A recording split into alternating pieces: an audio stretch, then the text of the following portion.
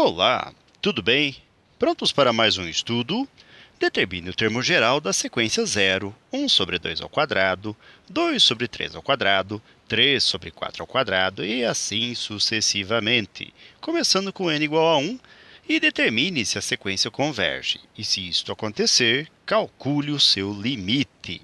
Bem, no primeiro momento, o que nós vamos fazer é considerar para a nossa sequência em que 0, que pode ser também escrito sobre 0, ou como 0 sobre 1 ao quadrado. O próximo termo como sendo 1 sobre 2 ao quadrado. O termo seguinte como sendo 2 sobre 3 ao quadrado. E o da sequência como sendo 3 sobre 4 ao quadrado e assim sucessivamente. Nós podemos levar em conta individualmente numerador e denominador em cada um dos termos. Nesse contexto, então, pensando apenas num primeiro momento nos numeradores, vamos destacar isso então para numeradores ou numerador. A sequência contendo apenas os numeradores conterá o 0, o 1, o 2, o 3 e assim por diante, o que é uma PA, cuja razão é 1. PA, para quem não lembra mais, é uma progressão aritmética. E a razão é o termo, ou melhor, é o elemento que soma-se a cada um dos termos para obter o seguinte.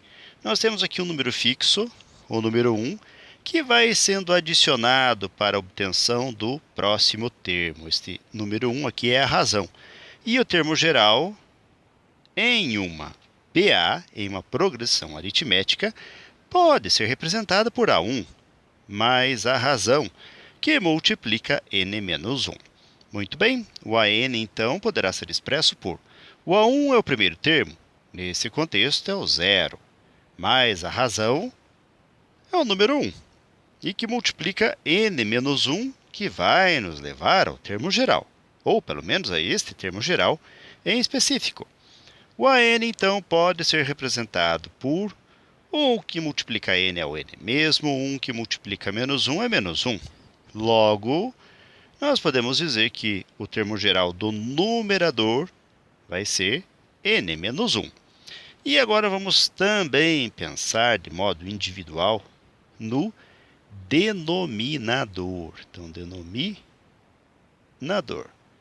No denominador, nós temos aqui destacado, inclusive na nossa reescrita, o primeiro elemento sendo 1 ao quadrado.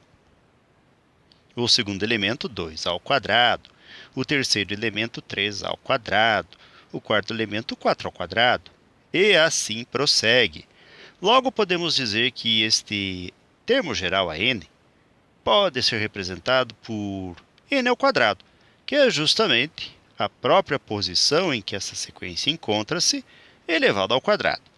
E isto vai nos levar, então, à escrita do termo geral de toda a sequência, não só numerador, não só denominador. Então, nós poderíamos dizer que essa nossa sequência será bem representada pelo numerador n-1, já determinado, e pelo denominador n ao quadrado. Nós temos, como foi muito bem proposto na questão, um início com n valendo 1, ou seja, variando de 1 até o infinito. Então, com essa expressão, nós conseguimos representar e dar um destaque aqui para a sequência, para o termo geral da sequência. E agora vamos em busca da convergência e do limite. Na verdade, o que nós faremos vai ser o contrário. Nós vamos calcular inicialmente o limite para n menos 1 sobre n ao quadrado, com o n tendendo ao infinito. E aí, dependendo do que nós encontrarmos, nós poderemos afirmar se esta convergência ocorre ou não. Muito bem, então vejam só, nós vamos dividir aqui numerador e denominador por n ao quadrado e ver o que ocorre na sequência. Esse limite, então, poderá ser expresso assim. Nós teremos um n tendendo ao infinito para... No numerador, vamos escrever n menos 1 dividido por n ao quadrado. No denominador, nós vamos escrever n ao quadrado dividido por n ao quadrado. E agora vamos simplificar o que for possível e passível de simplificação. Logo, então, vamos obter um limite para... No numerador, podemos, inclusive, realizar a separação aqui das frações. Reescrevendo, então, n sobre n ao quadrado menos 1 sobre n ao quadrado. No denominador, n ao quadrado dividido por n ao quadrado vai ser igual a 1. Então, nós vamos ter tudo isso para n tendendo ao infinito. Agora, a possibilidade de aplicar aqui algumas propriedades dos limites. Por exemplo, a propriedade que fala que o limite do quociente de duas ou mais funções é o quociente dos limites dessas funções. E no numerador nós temos uma diferença entre funções. Então, o limite da diferença é a diferença dos limites. Logo, na prática, faremos o seguinte.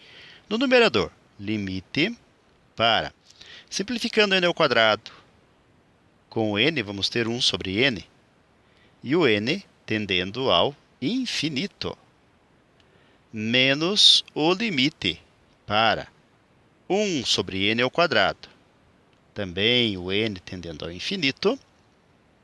E no denominador, o limite do número 1 com o n tendendo ao infinito. E agora nós aplicamos esses limites todos aí. Vejam só, nós temos limite de 1 sobre n para n tendendo ao infinito, vai ser 1 sobre infinito ou simplesmente 0. Menos limite de 1 sobre n ao quadrado para n tendendo ao infinito, é 1 sobre infinito ao quadrado, simplesmente 0 também. Dividido pelo limite de 1, que é uma constante, e o limite da constante é a própria constante, no caso, o próprio número 1. 0 menos 0 é 0 sobre 1, ou seja, este limite é igual a 0. Logo, podemos então afirmar, neste contexto e com estas proposições que realizamos, que a nossa sequência converge. Vamos afirmar isso, então? Assim, essa sequência com esses pensamentos, né? Então, a sequência converge. E o limite para... Nós temos ali n menos 1, veja que é a nossa sequência determinada inicialmente, sobre n ao quadrado, para o n tendendo ao infinito positivo, vai ser igual a 0. E com isso nós atendemos ao que foi proposto na questão. Determinamos o termo geral, calculamos o limite e verificamos a convergência. Ok, galera? Bom, com essas conclusões e resultados, então, nós chegamos ao final de mais um breve estudo. Desejo para vocês tudo de bom. Muito sucesso em sua caminhada, que vocês sejam muito felizes. Se puderem e quiserem, retornem outras vezes. E até o nosso próximo estudo. Até mais e tchau!